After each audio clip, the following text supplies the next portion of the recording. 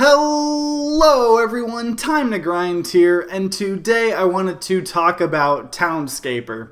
And Townscaper is a little bit of a different game than I normally review, but it was a very pleasant surprise for me. And it is pretty much an instant town building toy that just came out in early access, and in it you just click on areas to instantly create different types of buildings automatically depending on what they're adjacent to. So if you create several blocks on top of each other, you could make a huge tower or like a lighthouse thing, and if you create just single units, they'll kind of just create individual houses. And the main thing that makes this game so cool is the presentation. The game, first of all, just looks really pretty, and you create these cool towns above this pretty water, and whenever you create or destroy tiles, it kind of creates a cool distorting effect on it, and like some debris actually fall into the water and create like satisfying splashing sounds. And since the kind of calming atmosphere is a huge part of the game, I just want you to listen to like 20 seconds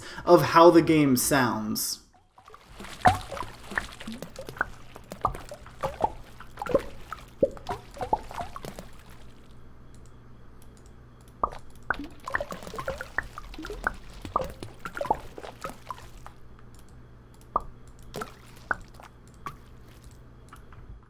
So see, it creates this super chill and relaxing environment. And so you can also turn on a grid that allows you to have kind of more of a guideline on where you're placing things.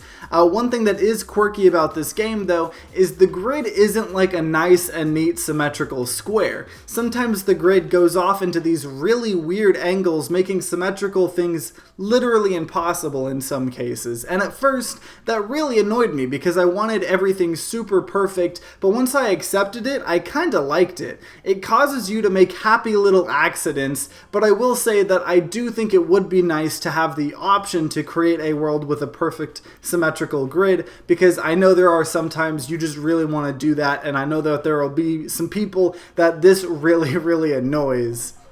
Another cool feature in this game is every time you place items, you choose different colors, and that'll actually count as separate buildings. So if you put a bunch of houses next to each other, if you have them separate colors, they'll actually kind of be considered separate buildings because they're different colors. And it's also cool how this game kind of auto-fills in details. So sometimes when you create a house, it'll automatically put some birds on the roof, and like if you have two tall buildings next to each other, sometimes it'll create like little clotheslines between them. And it's just small little details like that that really make the game feel more alive and give it a lot more charm.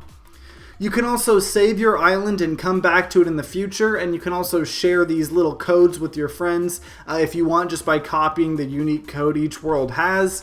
And there's just an infinite amount of things you can do in this game if you just let your creativity flow. And so I've spent about an hour in the game so far, and you've kind of just been seeing me build some of the, different islands that I was making.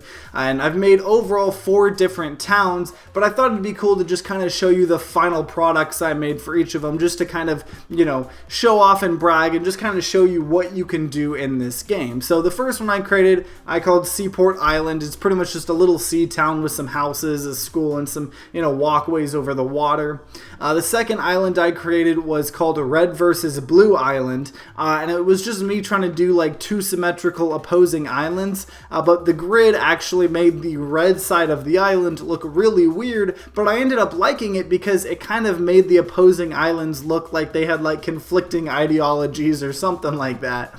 The next island I created, I was kind of just messing around with all the different colors, so I called it Rainbow Inn, and I just really liked how the color patterning turned out. And the last island I spent the most time on, and I called it Hotel Inc. Island, and it was several different rings of houses surrounded by a hotel that seemed kind of like a prison in these different layers, and I was kind of inspired a little bit by like Ba Sing Se from Avatar, or like the main area in an anime called Attack on Titan, and so it just kind kind of what I mean by just letting your creativity flow with this game, because like making that last island, I started to think of cool different short story ideas and stuff, and it shows how much fun you can make for yourself in this sandbox game. And so Townscaper is a really satisfying and chill little town building toy that only costs $6, and it is in early access right now, so the only couple pieces of feedback I would give would be, number one, allow keyboard shortcuts or something, especially to help rotate the camera, because that gets annoying after a little bit